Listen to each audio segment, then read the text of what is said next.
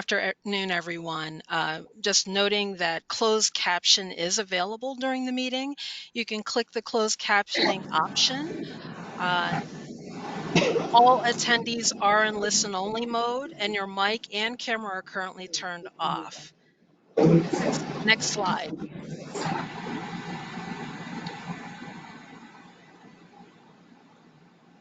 Closed captioning is available. Okay. Before we go ahead to the next slide. Before beginning, we want to ensure civility for all of our meetings. The free expression of diverse viewpoints is an essential value for our group. This freedom comes with the responsibility to engage respectfully, which involves treating one another with dignity and respect in good faith. Thank you for helping to keep this productive and comfortable for everyone.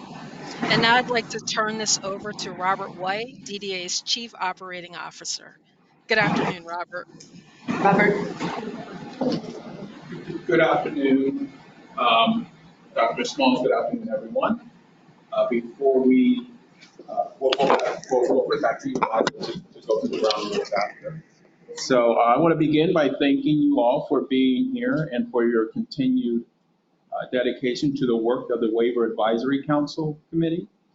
Your insights and collaboration are incredibly valuable as we work to ensure Maryland's waiver programs remain responsive, person-centered, and aligned with the needs of the people we serve. We're at an important juncture with the upcoming legislative changes on the horizon.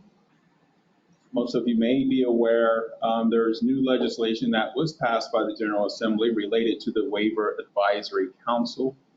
It is currently with the governor's office and has yet to be signed into law. So please note that once it is signed, this legislation will not go into effect until October 1, 2025. Until then, everyone must continue to follow the existing process for applying for one of our vacant positions. The council currently has vacant positions for participants with lived experiences. And the application to apply to become a member is on the DDA's Waiver Advisory Council dedicated website. If anyone needs technical assistance with the application process, please reach out to the regional office that supports your locale. We'll continue to provide guidance and updates as we approach October, but in the meantime, compliance with the existing process is essential. Thank you again for your partnership, and I will now turn it over to our wonderful co-chairs to kick off today's business. Great, thank you, Robert. And so I'm going to review our ground rules that we have in our charter. First, we always want to make sure we're assuming positive intent. We want to support each other and speak one at a time, so let's refrain from talking over each other. We want to speak in plain language. We want to be able to not use acronyms, and if we need to explain a little bit more related to that so that we're all on the same page. We want to be able to share information openly, promptly, and respectfully with each other. We want to listen to each other's points of view. We want to be very flexible and open-minded so we can receive that information, and we want to encourage active participation from all of our members. Let's engage respectfully and politely and minimize our distractions. So we're going to go to the next slide. So Charlotte, one more slide. So Charlotte can review our agenda. Right. On today's agenda, we will introduce our council members, both voting and non-voting members. Afterwards, we will go through the approval of the December and February meeting minutes, where we'll review and vote on corrections for February and December minutes. Afterwards, we will have a update from the lived experience group. And then we will have updates from the waiver recommendations work group, which will be by Karen Williams. And then we will move on to the medical daycare policy that we were all sent out earlier. And afterwards, we will open to public comment. Thank you so much, Charlotte.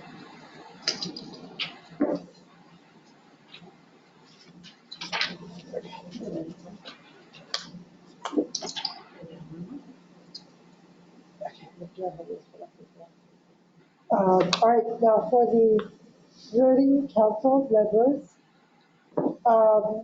the roll call, Azeb Adir or their proxy, I believe, Azib, you're on the call, is that correct?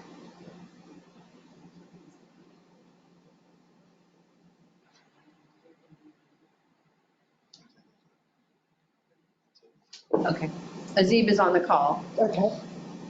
Martin Baker or their proxy, I am here. Rob Baynard or their proxy, And Rob is online? okay. Beth Benavides, Here. Caitlin Bishop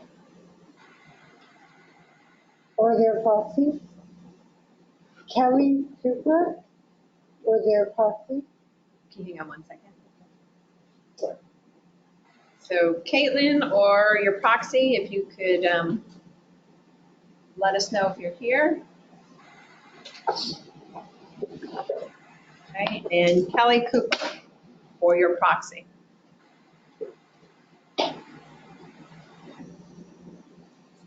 Josh Delcross or their proxy. I think he's coming in a little later. You think he's coming a little bit late? Yes. Yeah. Okay. Charlotte Whitaker here. Alexander Fitzgerald or their proxy. Alexander's here. Thank you, Alexander, for raising your hand. Michael Greiner or their proxy. Michael Greiner or your proxy. Okay. Patrick Kearney or their proxy. Patrick Kearney or your proxy. John Paul Lavalley or their proxy. John Paul, thank you for raising your hand. Karen Lee, Here. Marlo Lemon or their proxy. Marlo Lemon or your proxy.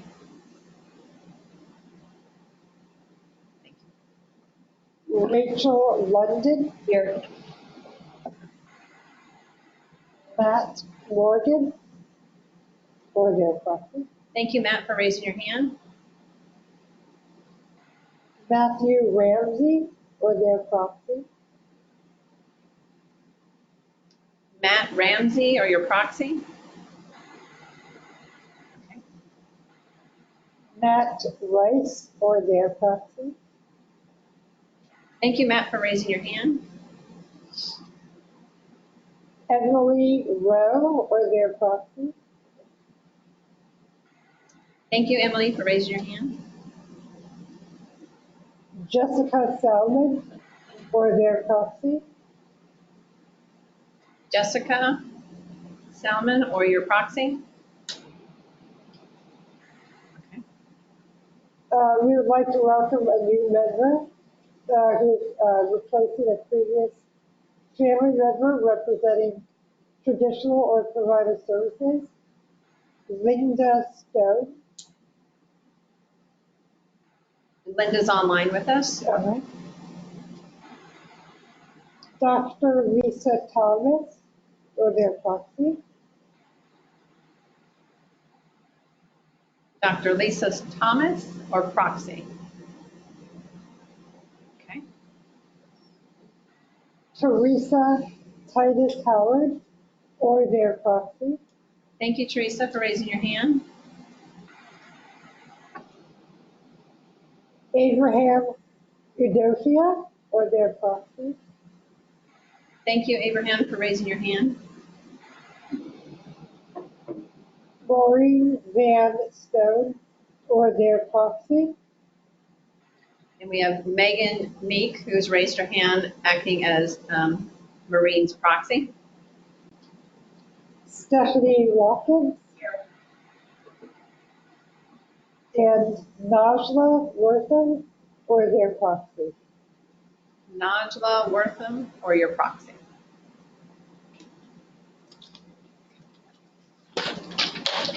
We may have others that are joining us a little bit late, so we'll keep an eye on that and add to our list of individuals. We know that this is also a holiday week for some people, so it could be some of these. We can go to the next slide, please. So this is our non-voting council members. So we'll take roll call here. We have Nan Brenningham. Nan is online. Thank you, Nan. Darlene Elogum.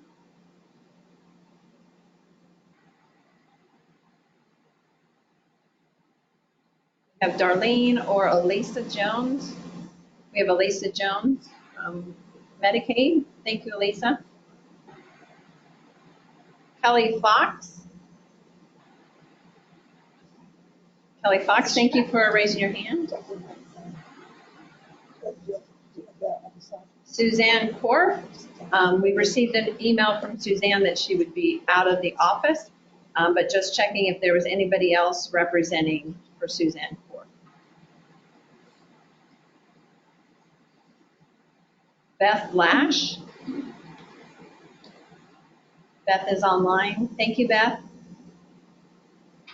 Danielle Meister. We also received an out of office reply for Danielle. Kate Murray. Kate Murray, or your proxy. Patrice Miller.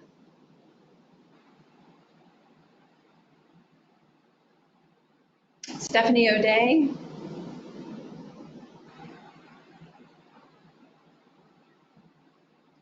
Eric Saber.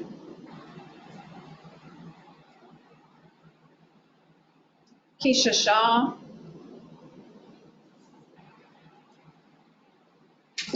Dr. Elger Stutzel. Thank you. Joseph Walburn.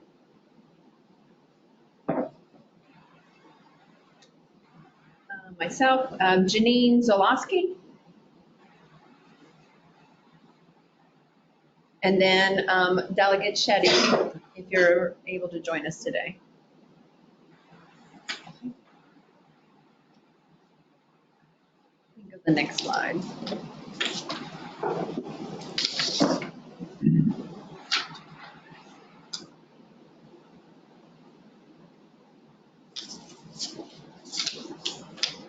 Charlotte, did you want to talk about the minutes? We actually don't have a form. Yep.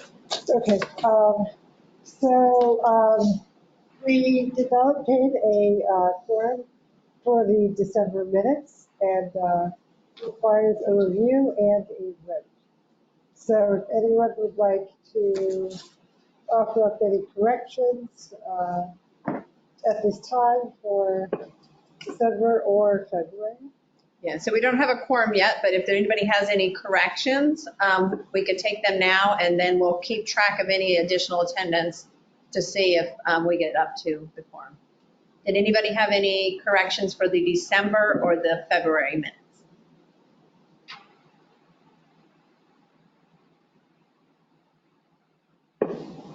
Okay.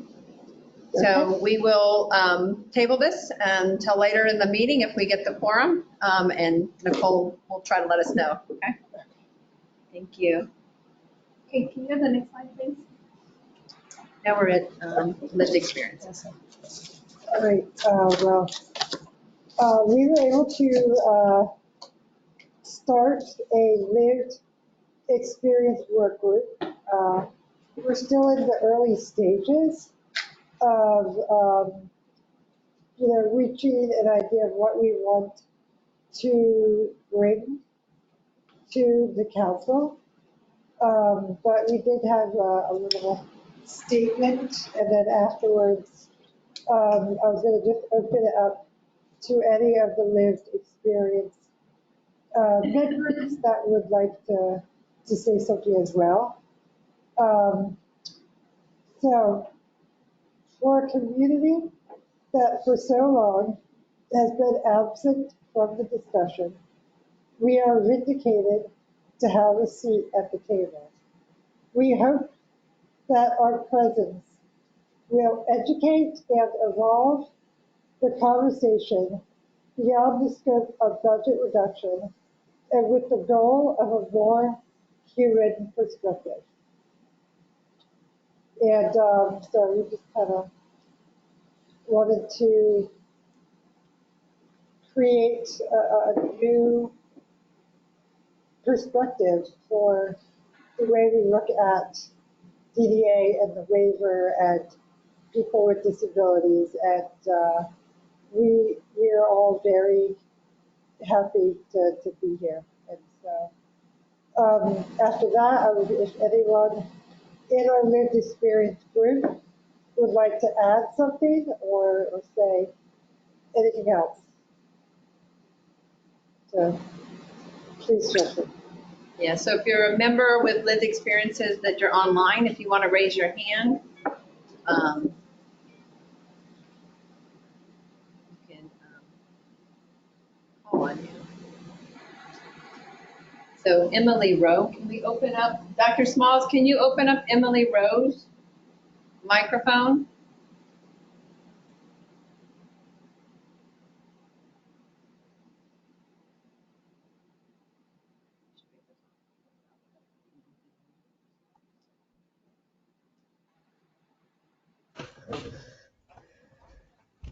Um, I'm a person with a what is it called? A disability.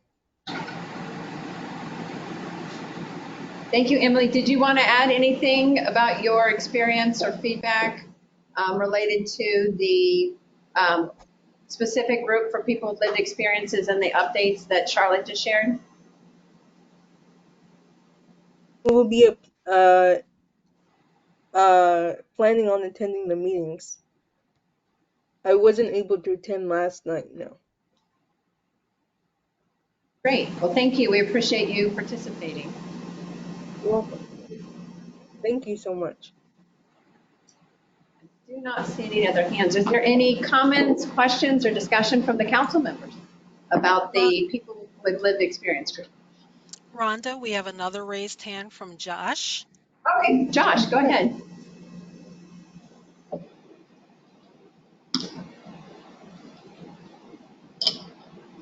Can everyone hear me? Yes, Josh, we can hear you. Yeah, I just want to say that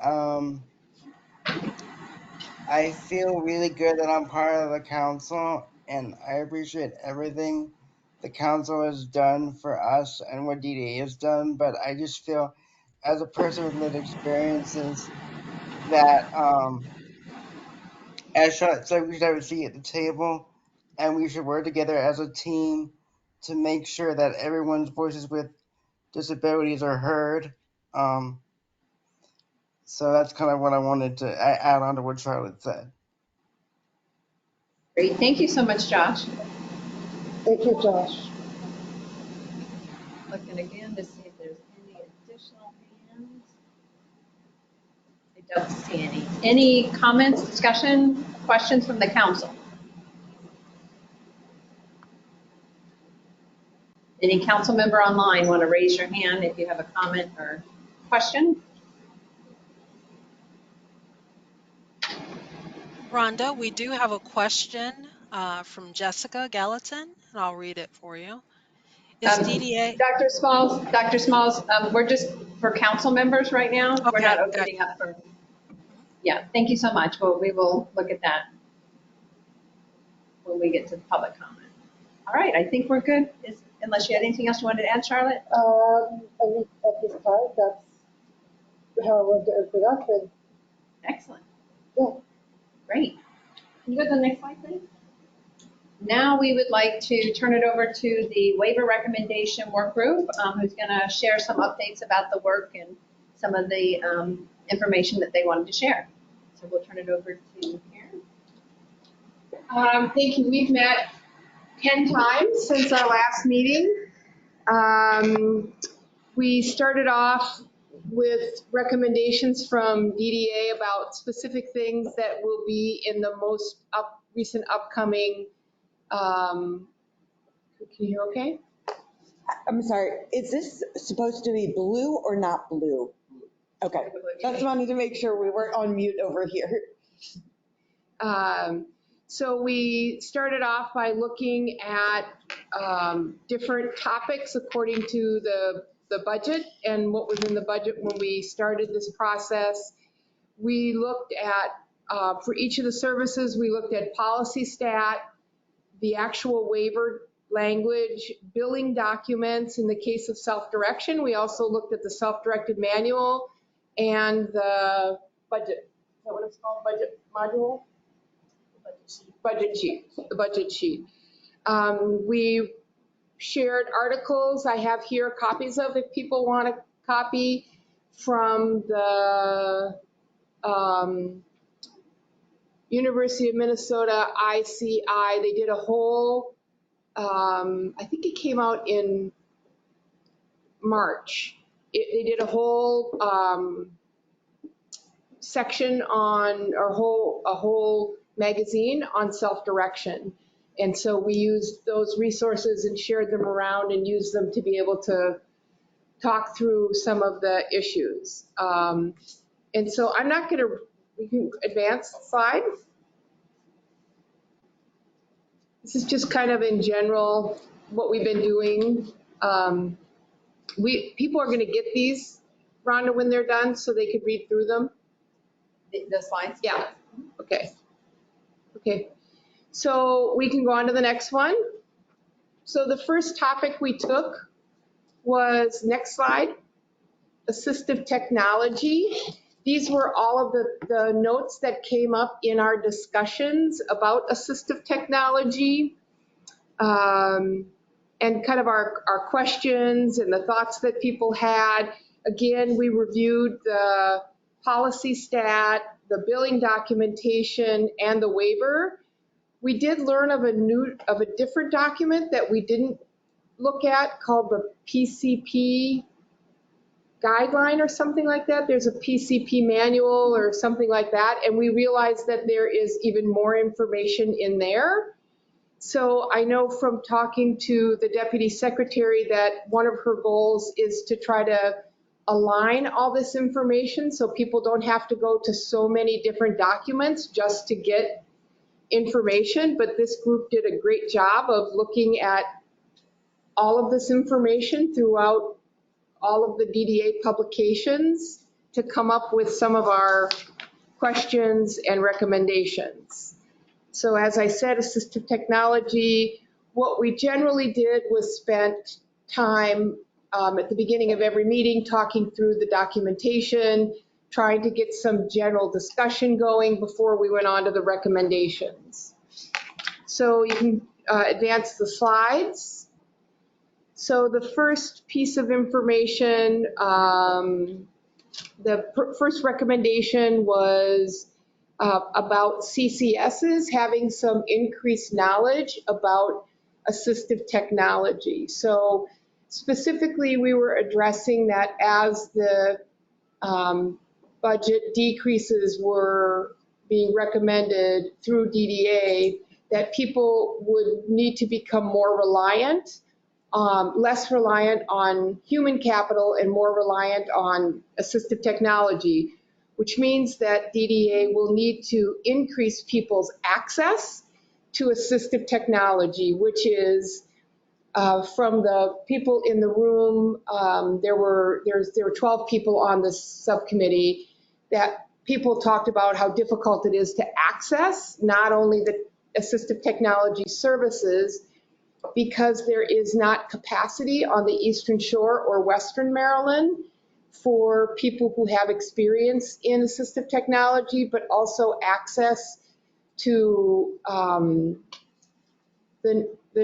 the amount of work it takes to get a piece of equipment purchased through DDA, through the waiver process. So increased access by working with CCSs, looking at some milestone payments. There is currently no guidance in billing about what rates can be charged, and as a result, it's different in every region, and it goes through differently for every work group. We looked at continuing to look at the upper limit. We looked at the opportunity and making recommendations for technology devices in lieu of staff for cost effectiveness, looking at recommending a loaner program so people have easier access, ongoing training for assistive technology, just kind of like in the benefits world, that once people get a piece of technology, every time there's a staff change, there needs to be some retraining. Every time there's an update on a system, that might be something people need. So what are some of the ongoing services that could be added in? So we looked at a rate for people who are credentialed in AT of $200, recommending that.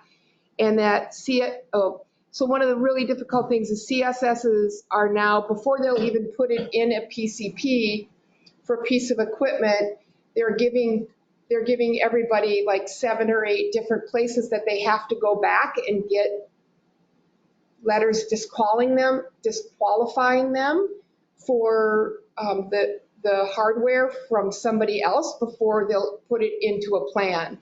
And that slows down the PCP process and the approval process by months.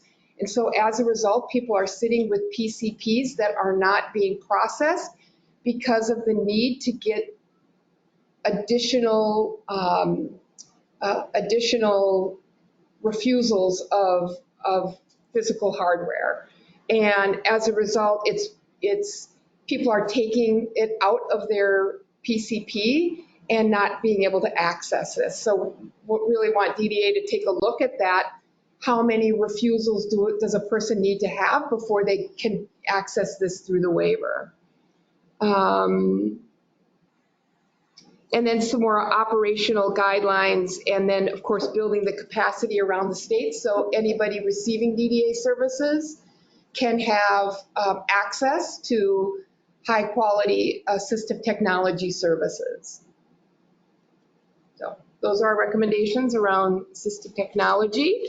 So Karen, can I ask, just to clarify, this is a recommendation from the waiver work group, these various recommendations. Did we want to have any discussion from the council members, any motions related to these recommendations for assistive technology before we go to another subject? So Martin, yeah. I'll just ask Karen a clarification question. You certainly got my attention when you said participants would have to have a number of refusals. That's news to me. Can you amplify that a bit? How does that work? You mean you have an expert in AT sort of looks at the individual and says this is inappropriate, and they take their time and somebody else does the same with another piece of equipment? Or the same piece of equipment. So let's say that there's an app that's really great for productivity for people who are working, and it works on iPads. So the assessment is done, and the recommendation is that they receive an iPad and the software to increase productivity at work. Right. For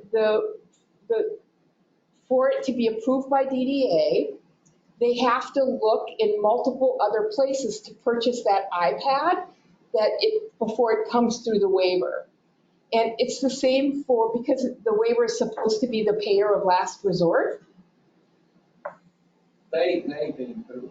You mean the CCSs? family of the participant, So, the CCS? Yeah, so it's put into the PCP, or the request is made during the PCP process that they get an iPad. Yeah. And they're told at that point that they have to have looked in multiple other places to secure that iPad rather than through the waiver. And that number is growing. The number of places that you're supposed to look in that are listed in both policy stat and the funding, what's it called, this funding document? It's The service authorization. service authorization document. They named like 3 different specific places to look. Well, now CCSs are adding like 6 or 7 more. You have to have a letter from this location saying that you can't get it there, and you've got to have a letter from this location saying you can't get it. And so you have to go to all these other sources to get this technology paid for. And when you get the refusal, you can then ask DDA for it. So there doesn't seem to be, the requesting process doesn't seem to be consistent from CCS to CCS or region to region. And it's also inconsistent with what's in the waiver, and the waiver, the billing document, and the policy stat are also inconsistent. And it becomes so arduous that people have stopped asking for technology. So I was going to say that, just hypothesizing. So if an individual has a behavioral plan, and if you look at the fine print, the behavioral plan is demanding that have you used assistive technology, you could be held up forever with a budget that you're waiting for this approval for. So it's a catch-22. You have to be shown to have demonstrated that you can use assistive technology. Otherwise, you're put to the back of the queue with the behavioral plan. And the how do you get your PCP. PCP through? Right, that's a good question. And the PCP, the delay in time means that you go into the status, the auto extend status, and this happens in both provider services as well as self-direction. So it's happening across the board. I was going to ask that as well. Yeah. Self-directional provider. Yeah. So the waiver does require, as Karen's sharing, to be the payer of last resort. So there is language in our waiver and our policy and the guidance that prior to accessing the services, that you would be exploring other available resources. It could be the Medicaid state plan and other things. So I think your recommendation about ensuring operational guidelines so that it's very clear and consistent is speaking to that. So that's that recommendation. And also, I think that the number, there's a training issue, the number of places that you have to get, you can't exhaust the places you can buy or get an iPad from to be able to, Yeah. So. Understood. Yep. So the inconsistency is, I think, huge between the regions and the inconsistency between CCS agencies. So I think improving the, having a place where it's just simple and easy for the participant to get on, DDA's site and just to know that for themselves, to get those answers. I see just from one CCS to another, one region to another, very, very different answers. And that doesn't seem equitable across the state, to have such a different, one person gets it easily and another person has to wait for 2 years. We have, Emily has her hand raised. I'm sorry, were you done? I said, I think that needs to. Okay. Emily, if we could open up Emily's mic. Yes, I had a question. So just for clarification, would a wheelchair be considered assistive technology? I think that's a great question. I think a wheelchair would be considered durable medical equipment from the state plan. Emily, did that answer your question? Yeah, yes, but even if it's electric control? Yes, I believe so. Okay, thank you. Okay. Any other discussion, motions related to the recommendations for assistive technology?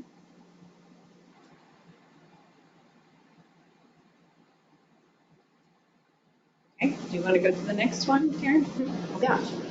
So the next piece that we looked at was day-to-day administrator recommendations, because that was also something that was Yes. in the budget language. And this is a self-directed service, and we had a number of people who are both self-directed and people who work in that world, as well as our family members. So it was great to have resources. We had, we talked about what the intention of self-direction was, or what the intention of day-to-day administrator was. It was a really great conversation about, you know, if a person is self-directing, why do they even need somebody to do this? And we had a support broker and CCS all involved, and they were able to explain that there are many things that a day-to-day administrator can do, including things not just because the person doesn't want to do something, but also stuff they can't do. Maybe there's something around benefits management or financial stuff, or so there's a lot of things that a day-to-day administrator is a critical for people to use when they're self-directing. Some people integrate the work of a day-to-day administrator into a trusted staff, so they don't have it as a standalone person, but they have it as a part of just somebody's duties, maybe somebody who's had more longevity. We talked about the purpose of day-to-day administrator. Again, we use the self-direction manual, we use policy stat, we use the waiver, we looked at the guidelines so that we could better understand the full circle of it, and also recognizing that everybody uses their day-to-day administrator differently. And so we talked about the role of having people with lived experience on. They made it clear that this is something that they would like to develop competencies in, and that if there were some education and support for people with lived experience who rely on day-to-day administrators but would like to learn more of those skills for themselves, so that but for a while, if they could have a family who they trust to help them with this, and then transition to taking over more of this for themselves, that if they could develop those competencies, if there were some training or skill development opportunity. We talked about creating it as a standalone service. We'll get into the self-directed stuff next, but the complexity of the budgeting process in self-direction means that not everybody knows how to access this service. So we talked about the amount of time that when your family member, you live with your family member, about the amount of time that they could serve in that role before they start to look for other people to help people build their community and the number of people in their sphere. And so these were our thoughts around the day-to-day administrator. Can I ask a clarifying question? You mentioned people with lived experience wanted competencies to be developed, competencies for the day-to-day administrator to? No, for them to develop their own personal competencies, so they can be more in charge, not of that service, not of that staff. Gotcha. Right, so that they could do a lot of the tasks that day-to-day administrators currently do, that they'd be able to do them for themselves. Do you want to review? I think you kind of did, but do you want to go through the specific recommendations? Yeah, so we talked about a cap between 15 and 20 hours a week, about having a family or guardian when somebody lives with their family member. We looked at having them do that for a year as the person learns to do more of it themselves, or as they start to have a larger group of people in their community that could help them to do that. Creating the courses to help people with lived experience to be able to demonstrate their own competency or to take over some or all of this. And then the standalone, looking at the standalone as added. Opening up for discussion. Members online, if you want to raise your hand, we can recognize you. Anybody in the room? Any comments? So on the cap, and there's a lot of debate about that, and we kind of felt like we need more of the self-directed community to kind of be in that conversation. So that was kind of, some debate there, I think, and also with creating a standalone, like right now it comes from savings. So definitely more training and education for teams on how to utilize in a better way those funds. But when you start to cap, there's people that could truly need more and then not be able to access that. So still allowing a way for it to be very person-centered based on that individual's needs. But really getting back to it being a method of sustainability for self-direction. I mean, there's a need for sustainability, right, for all individuals, no matter what model they're using. In self-direction, the DDA administrator is certainly the key, right, for sustainability when a parent family member isn't doing those things. So I think the idea of limiting the parental participation in that, being paid in that role to limited time, so that then you can really start to look at other people that could do some of those things. And then the idea was brought up of maybe kind of developing like a decision tree. So looking at your circle of support around you and making a list of all the things that you need, that participant needs assistance with. And it might be another family member that might volunteer, it might be a neighbor, it might be, so looking at all of your natural supports, looking at your staff that are with you, and trying to kind of check off some of those things that you need assistance with.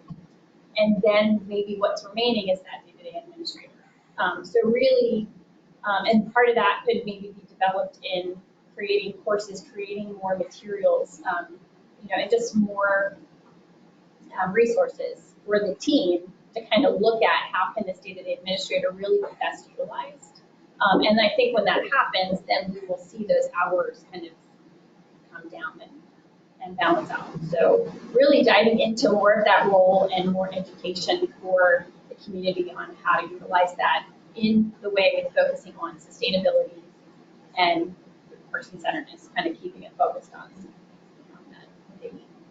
Charlotte, you talked about peer-to-peer community of practice so that people with lived experience can talk to other people about how they use it as well.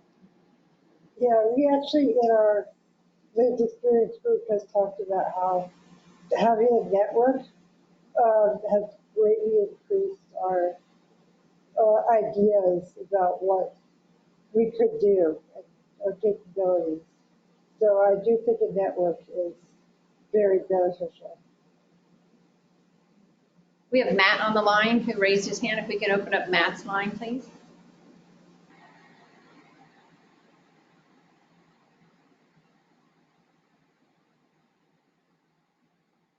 Matt, can you see if your mic's live? Matt Rice.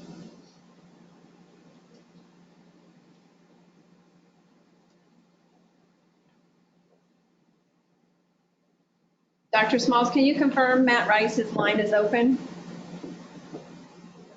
His line is open. Thank you. Can Matt, you hear there me you now? are, Matt. Yes, thank you. So I just want to say that, you know, I'm for competencies for the day-to-day administrator and for, people like support brokers, those who are in supportive roles who do not identify as the individual with the disability. The thing that I would caution people with disabilities about when asking for competencies is I realize the intent might be to gain more skills, But if we're going to have something like this, I would not want it to turn into a requirement for people to be able to self-direct their services. Yeah, I don't think we ever talked about that, Matt, as being a requirement. It's just that people wanted to learn more. I I understand, but it has to be stated directly that these things are not requirements. They are only options that people can have access to. Right. Agreed. Yeah, we agreed. And the waiver does have a service called peer mentoring, which could be an opportunity for people with lived experience to mentor other people in terms of how they, manage some of the day-to-day Okay. You can put that. activity. Right. Other comments, questions, discussions? Any motions that anybody wanted to make?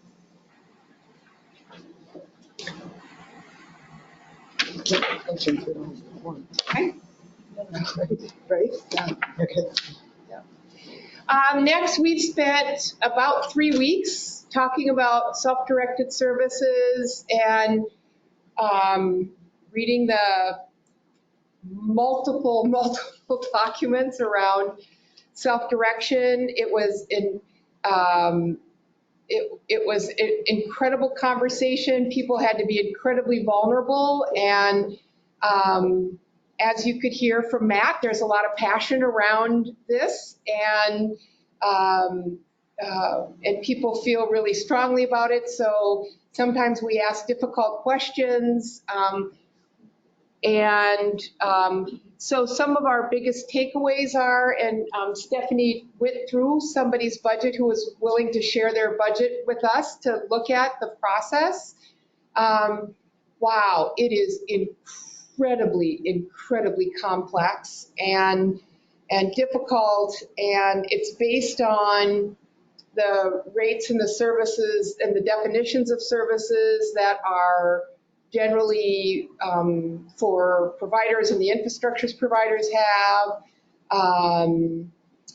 We learned about unspent dollars and unallocated dollars, and we learned about how different people use it and how they have staffing and who they staff with.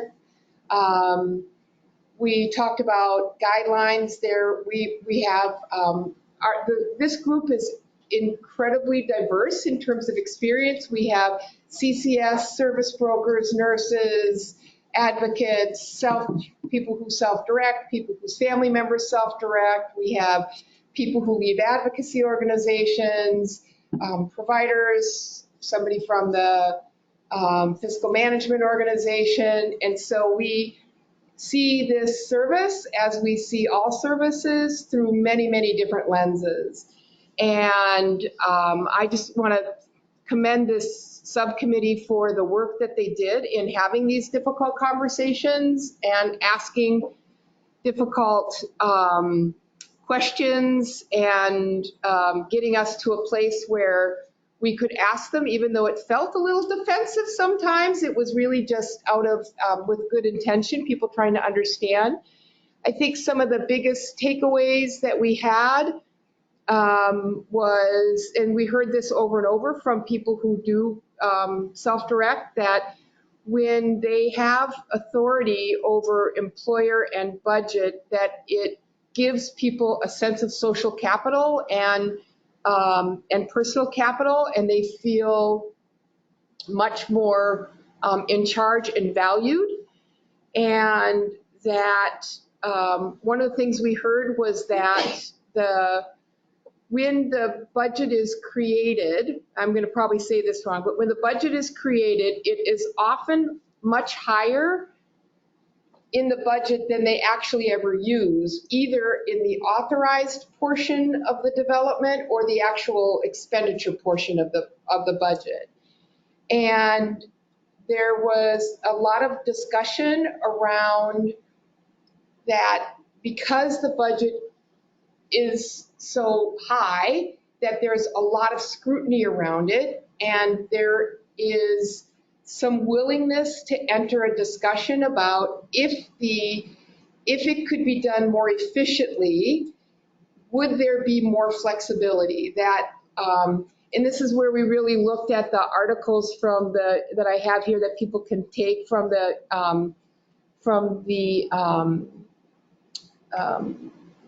University of Minnesota newsletter or publication about does our current self-direction framework match the primary principles and values of what self-direction was meant to be. We also spent some time talking about how everybody in the service system, whether they choose to have budget authority, should have self-determination. That control and choice should be embedded in both the provider services as well as self-direction services. That having choice and control should not be something that uniquely is given to people who self-direct, but not to people who receive all services from DDA. And how do we embed it across all of the services, not just services that are self-directed? So having people have choice and control in everything they do. So our next step in regards to self-direction was to ask Rhonda to join a meeting to give us some more parameters, because this is such a huge topic. And I know that DDA has already done some thinking about how this could be reworked to ensure people have more choice, control, and flexibility in their budget process, and to learn from you what that is so that we can hone our discussions in on not only responses but recommendations around the direction that you're wanting to take, that DDA's plan to take self-direction in. Discussion? Comments? I did have one separate comment, kind of, just going off of some of what Karen said about the difficult discussions that we had as a group. They were vulnerable and very eye-opening, and that possibly it could warrant, these kind of discussions could warrant an ethics committee where there are people that maybe get together to specifically have these kinds of difficult discussions that have to come up as we go through these sort of things. It was actually something we discussed in our lived experience, and came up again. I thought I would bring it to the idea table for all of us.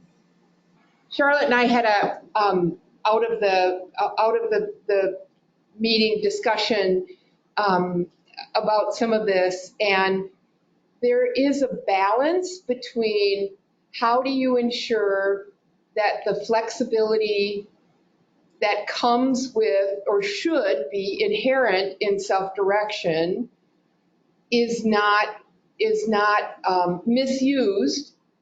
And that's the ethics committee kind of issue, is that's a balance, and you don't want the fully used extents to limit other people's opportunities for flexibility, and that balance exists, and it's a very difficult balance that we don't have an answer for, because we have such different perspectives and different experiences, and see different things in our lives about how it's used. And so I think we talked a little bit about at some sort of ethics committee that kind of looks at some of this, and especially from the eyes of people with lived experience. So all of this, we've spent, 10 meetings, breaking off into, and so much of it was spent really trying to understand the two worlds, which makes me think as a committee, should we have two subcommittees? Should there be a subcommittee really looking at community providers and looking at that model of those that are experts, of those that really know that model? And then should we have another committee, of members that are experts on the self-directed. And, then we really could dig in. We wouldn't have to be spending, I feel like we've spent so much time trying to explain it and understand it. And it's still, I think, kind of a mystery for those in the provider world. And I'm just wondering if, as a larger committee, maybe we could, I'd put that recommendation forth that maybe we look at how we're breaking this down, and maybe we just have 2 separate subcommittees that could really tackle more of those issues. And I feel like we possibly would be more productive and come out with a faster, better outcome for making recommendations, especially looking at amendments and things like that. So, just a thought. Any comments related to that recommendation? I can share a couple things. I think that our community provider organizations and providers, I think, have expressed interest in supporting people who are self-directing. So I think it's important for them to be knowledgeable and at the table from that perspective. I think there's great opportunities to learn among the different models and to look at best practices and to really look at how we can simplify things, right? If it's complex, how can we simplify it on both sides? So those are some things that I think helps to grow when you have a group together. Those are just some of my initial thoughts. Other thoughts, discussions related to that? Rachel. I'm not so good on my feet, particularly right after vacation, but I have my initial reaction. Is similar.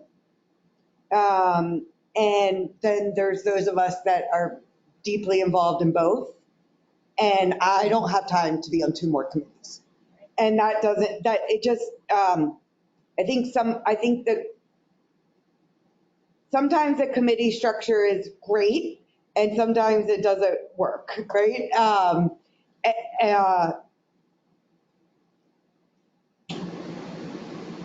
And maybe what we all need to do is have started with some basic background outside of the subcommittee structure. I mean, I think we maybe missed an opportunity with the whole council, right? Waiver Advisory Council. Okay, with the whole council to level set and then be able to break into work groups to make recommendations. So that's my initial reaction. And knowing we're operating until October in one way, and after October, there will be even more people. I don't want to see everyone separate. There will be more people who are very, very tied to both, right? Like, I'm tied to people with disabilities, period, right? And I think that what may also be helpful, so here's another recommendation, is to start with some basic recommendations of what this advisory council wants for people with disabilities, right? That includes your new committee, which I think is great. That I'm not suggesting breaking up that committee by any means.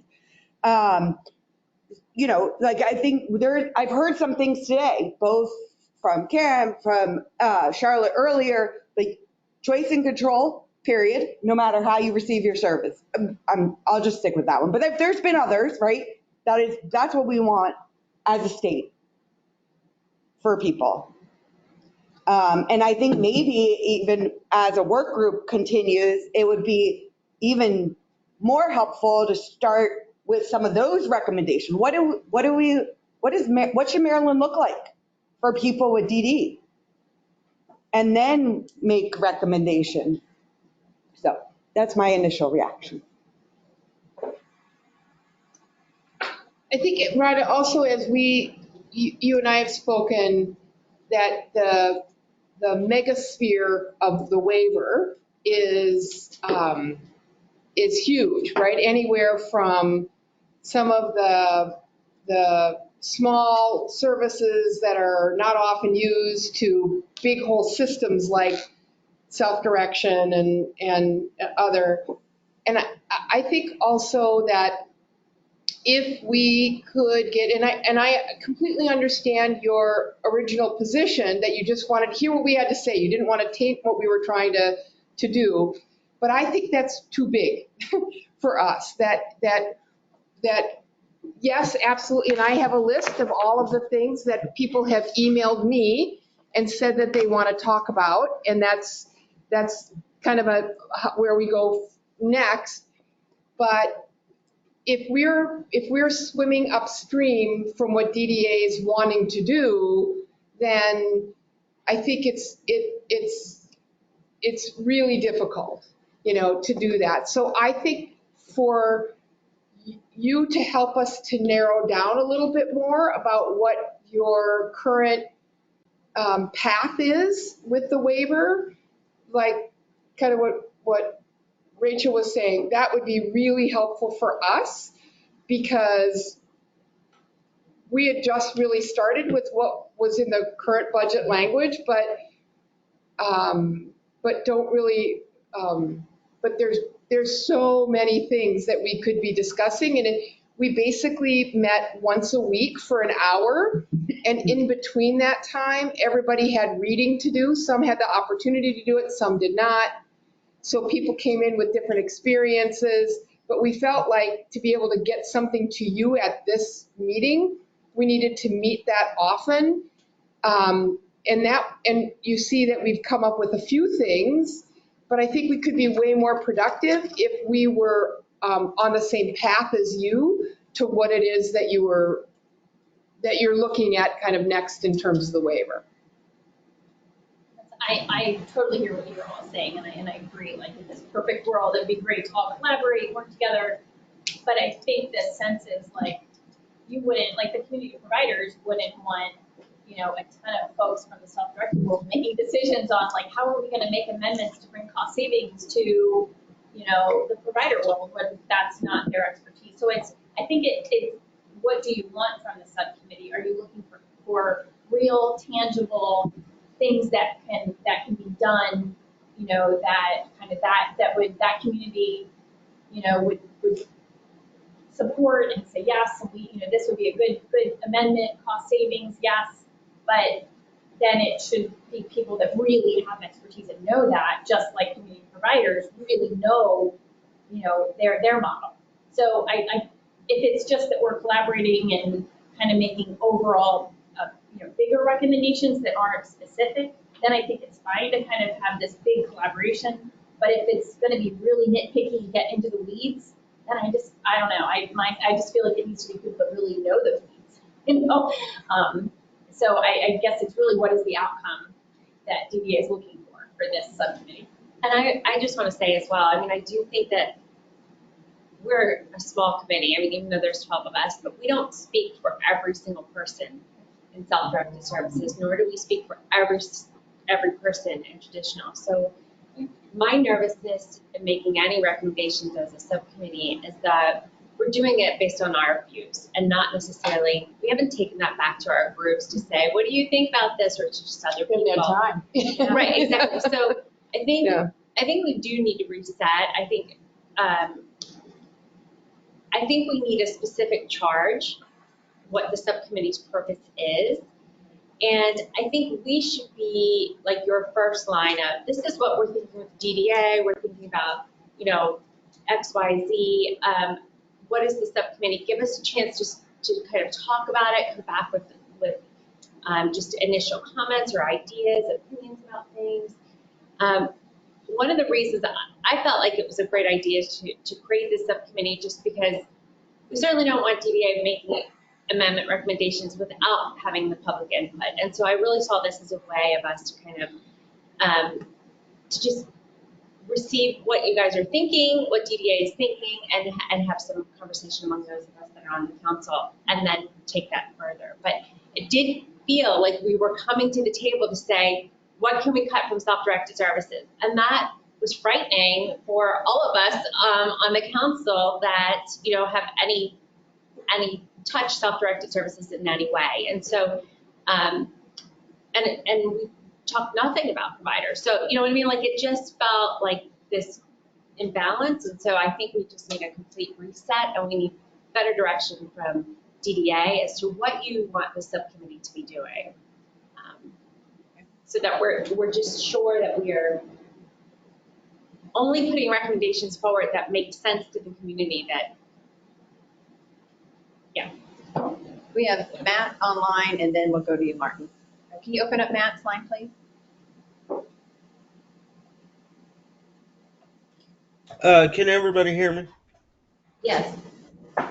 Um, I want to say I agree with a lot of the sentiments that have just been expressed, but I also want to um, kind of put something out there. First of all, POG as an organization, um, we support people in all types of service models. So we believe that everybody should have the maximum extent of choice and control that is possible or desired. Now, talking specifically from the point of view of a self directed participant, of which I am also wearing that hat, I would say I am of the belief that while um, providers certainly have a role in possibly providing services to people who self-direct, and I, think that's what we all want is that kind of opportunity for collaboration. Self-direction should be in its own separate waiver with its own systems.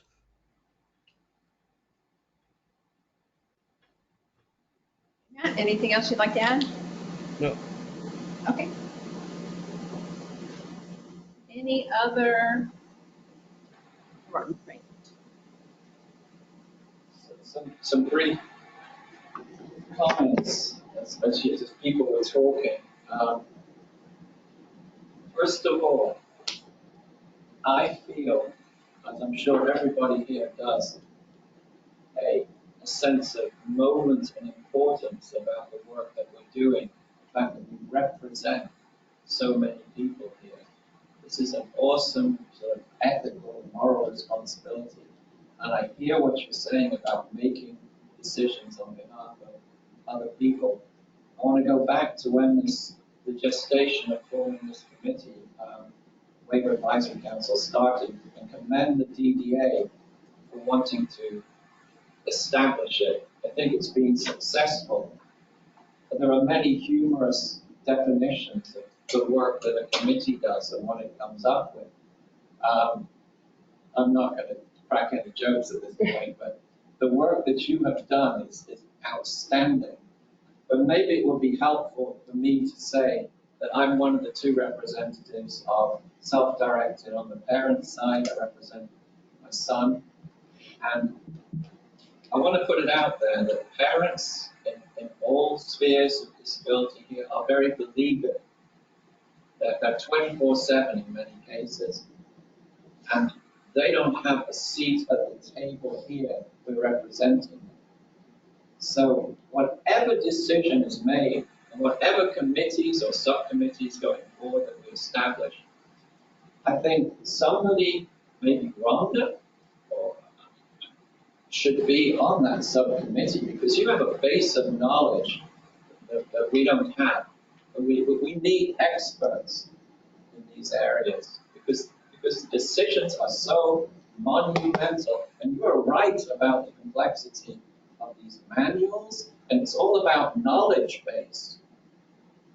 It's taken me years to realize that the DDA is the decision maker, and if I'm communicating with the FMCS, they're not empowered to do anything apart from, this sounds harsh, but what they're told to do.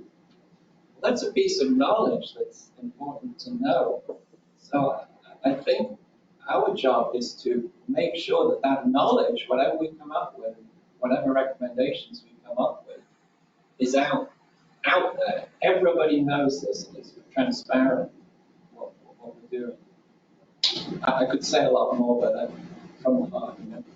So I'm going to just say a couple things, and then we'll probably go to the next topic in interest of time. But a couple things, as when we first started the Waiver Advisory Council, this subgroup was formed, right? And as you said, we were open to suggestions, ideals, recommendations. So it was open-ended, right, for creativity and things like that. I think it's been a very unique timing for us as the state of Maryland, because at that time, then we had, the budget was issued and there was a budget crisis, right? Which then I think kind of turned some of the direction. I believe the last couple meetings, Karen, you and others had reported, really looking at a lot of different opportunities and things like that, and then shifting your focus more to cost containment. We know there were a lot of discussion during the budget hearings related to that and those type of things, which I think has probably crossed over into the work of the group that has been done, the work. We do appreciate all the work that's been done and the recommendation and information that's been shared with us. So we'll take that back and review all your suggestions related to, support, more guidance, direction, those type of things. But I want to encourage every member that you actually represent a person or a group, right? And so it's not just you. We really need you to be cross-fertilizing and bringing that to the table.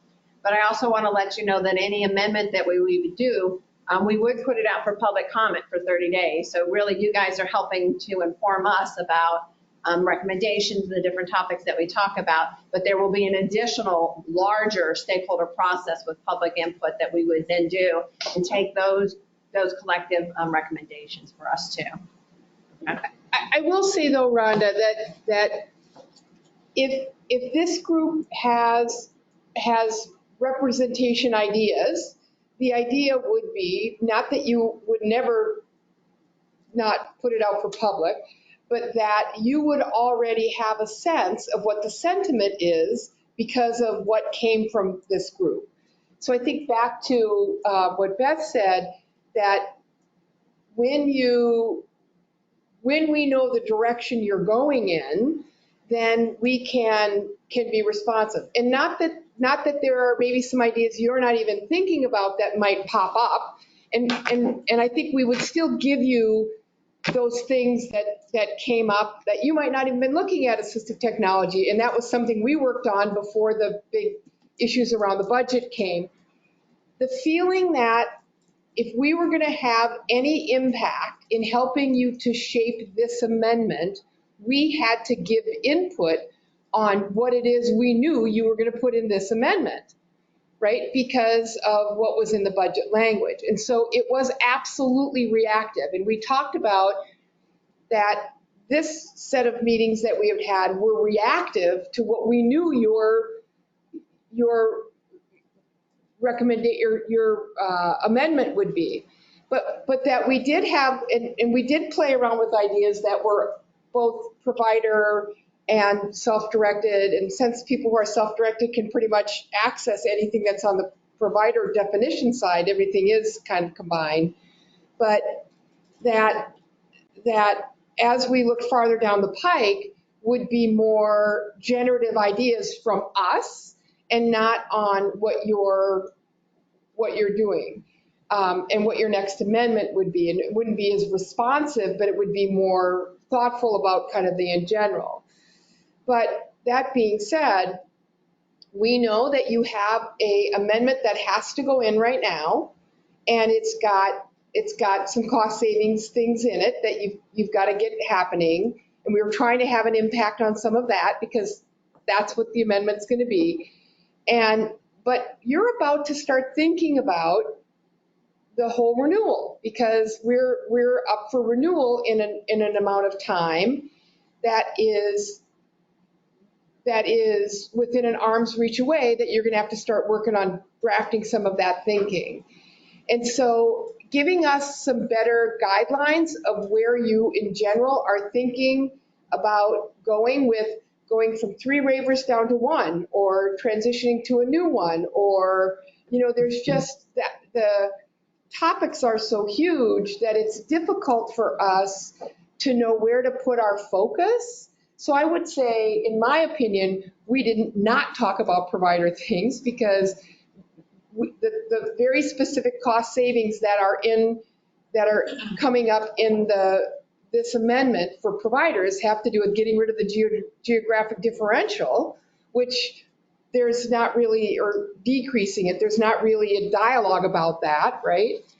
And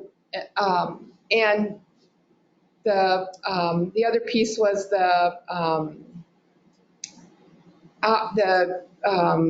what was it called? Dedicated hours, which got put into statute through the budget language. So, right, what you're going to have to do. So there wasn't a space to talk about the provider stuff because that stuff had no, what this amendment was going to be about. So I think that guidance from you about, in general, what's happening in terms of the waiver would give us the space to be able to, like Beth said, really put forward some meaningful recommendations based on the direction that you're going in. Thank you. I really appreciate that. And again, and I will take that back and for further discussion within DDA. Just a note, Karen's talked about the renewal, that would be coming up. We have to renew every 5 years. But we can do amendments up until the renewal. So there's more opportunities for that. And as Karen said, there are some actions that we'll probably need to take because of the budget language, et cetera. But we can always continue to think and look long term. So I really appreciate that feedback related to it. I want to share that we're one service delivery system. And I think, Rachel, you said we should be looking at people. So versus at models and pitting one side against the other and those type of things, we need to look across, what makes sense so that we can support all people with disabilities and also consider we have a waiting list of people and families that are still waiting for services that we cannot forget that's just as important, critical as we look at our service delivery system and future sustainability. So I really appreciate all that. We'll take that back and get back to you on that. And I could just share really quickly the other things that people have emailed me, topics by Stephanie, about benefits counseling, having multiple BSS providers, multiple hoops for DDA as a last resort, volunteers not needing to be trained, all people having access to goods and services, respite care, meaningful day definitions, transportation, children under 18, and adding speech language and registered dietitians and nursing. Those are the things that people have emailed to me that they wanted us to consider. But again, this is important that if this is not something you're considering, we can put forward something, but I don't want to waste our time in doing something that you're not interested in adding. That's makes us feel less valuable. Appreciate you sharing that, yeah. And I want to say on behalf of DDA, we find the group to be extremely valuable. So we will, again, take back all the great conversation today from there and look at those. Can you go to the next slide? So medical daycare policy, just wanted to touch base on this. The medical daycare policy was shared with the council on 2 occasions. We had asked for you to review and take a look at that. One thing to note about medical daycare services, it's actually regulated, operated, providers are certified through the medical daycare side of the department through the Office of Long-Term Services and Supports. And so it's in our waiver. In the background from medical daycare, it used to be a state plan service a long time ago, and CMS came back to the state and said, hey, we don't think it falls under state plan. If you're going to continue it, put in your waiver program. So it was put in a variety of different home and community-based service waivers, including ours. And so the policy and the manual that we put out is based on the authorized service within the waiver program itself. And again, per the guidance and oversight of the Office of Long-Term Services and Supports, our Medicaid office. We received no comments or feedback on the policy or the manual. So just wanted to share that with you. And we will be sharing some additional information guidance for the council to share information with us. We'll put it out so people can look at it. We've got the dedicated email address so that you can reply to that so that we can get the input on that. That'll help to inform us as we kind of go forward. But just wanted to share that. Any comments or discussion about medical daycare?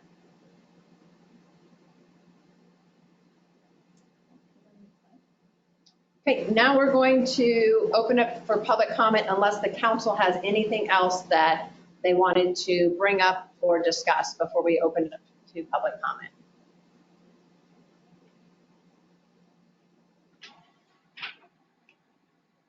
Okay, great. We will go to the public comment process.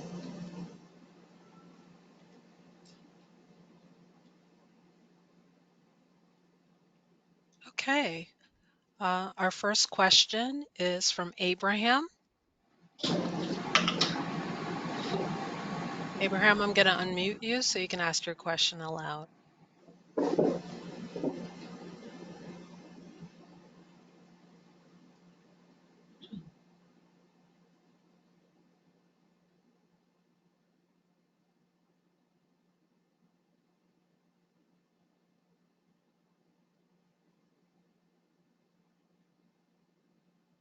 I'm going to read his question out loud.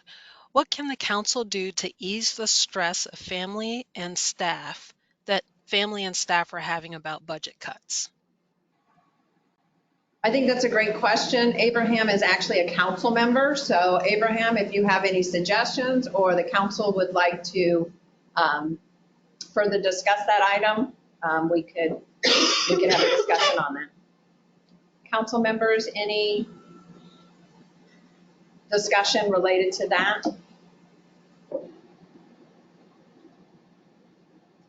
John Paul has raised his hand. Can you recognize John Paul, please?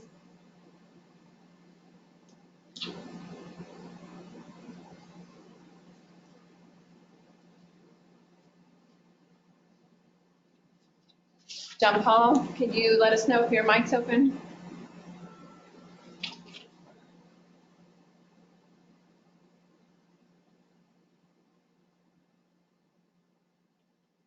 Oh, now I'm unmuted. So I'm thinking that we do need to talk about how it puts strain on families who don't have necessarily all the resources, and now it's going to be harder because of the budget restraints. So I think that it should be talked about maybe by other people who know more details, because I haven't looked at the budget yet, but I think that there is something there that we need to discuss as a committee. Yeah, I would just say that, we are evaluating the budget bill and legislation that's, has been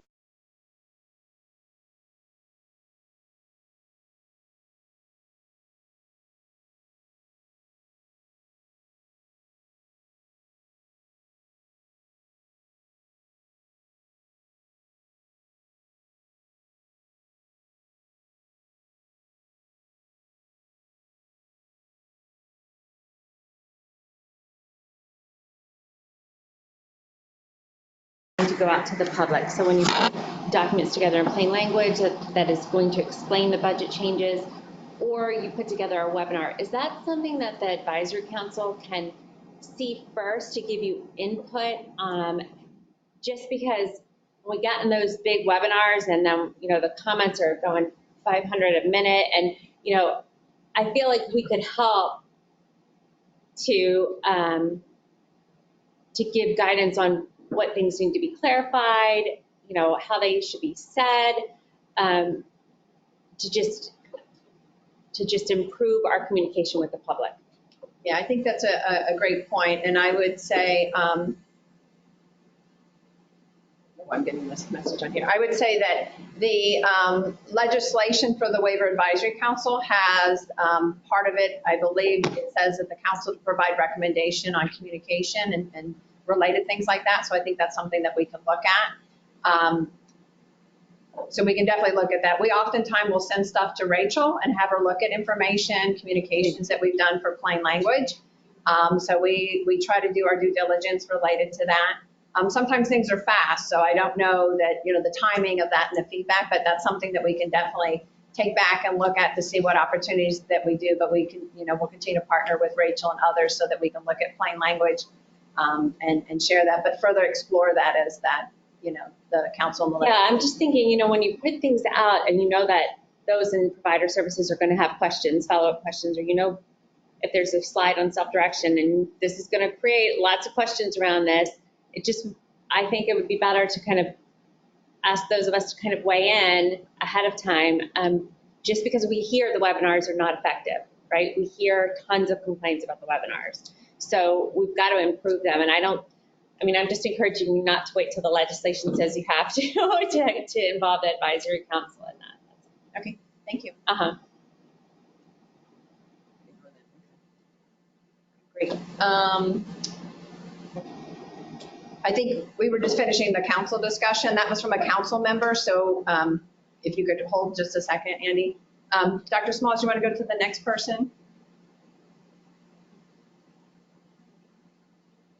Sure. It looks like a number of questions came in from Jessica Gallatin. So for the public comment period, if we could, public, if you'd like to make a comment, that would be great. I don't think that the public comment period that we're going to have time to do back and forth dialogue and discussion, but if you'd like to make a comment about the information that we shared or other recommendations or suggestions for the council, we definitely want to hear that. So for the public comment period, if we could utilize it in that way, I think that that would be effective in terms of the process. Okay, then according to the list, we don't have any other feedback, any other questions.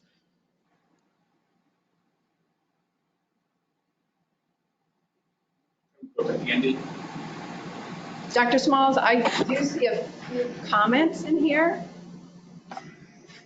There is a comment from Jessica on self-directed services, noting, understanding the slide, I agree, for productivity, separate subcommittee for group is a good idea. However, community providers need to be familiar with self-directed services. It is the way of the future and ultimately will eventually be the primary choice for individuals. Thank you, Jessica, for sharing your public comment. Andy, you want to go and we'll take a look at the other ones to see if there's anything else. Hi, my name is Andy Call from McPhee, Maryland. I'm trying to speak up to reach the speaker.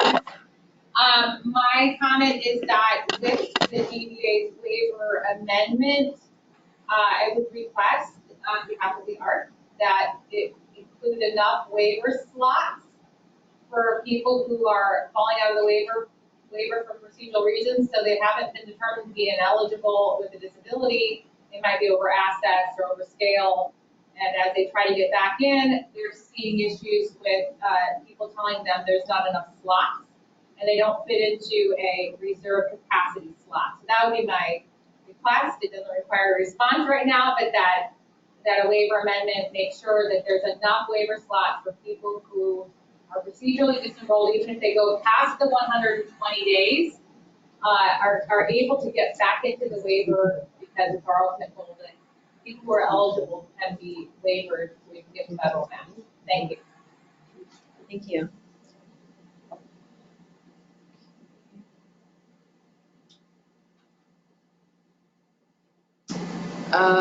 Jessica also had a comment, understanding the slide about self-direction.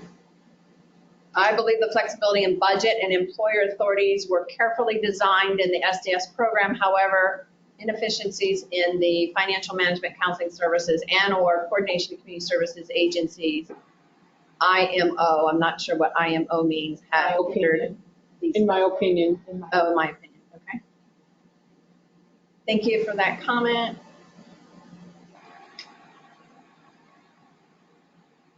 That one we just read.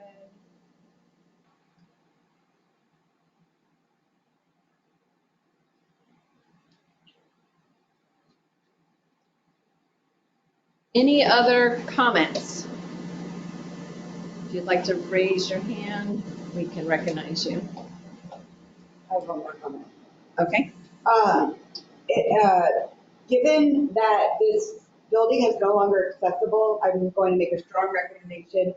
We don't dislike Southern Maryland Regional Office, but that I know the next meeting is at MDOT, but that we not use this room. It's hard to hear, there's ambient noise, and now we can't even get up to the 7th floor without someone. So I just want to lay that out there as an official. I like to hear everybody, even I'm struggling to hear. Okay, thank you.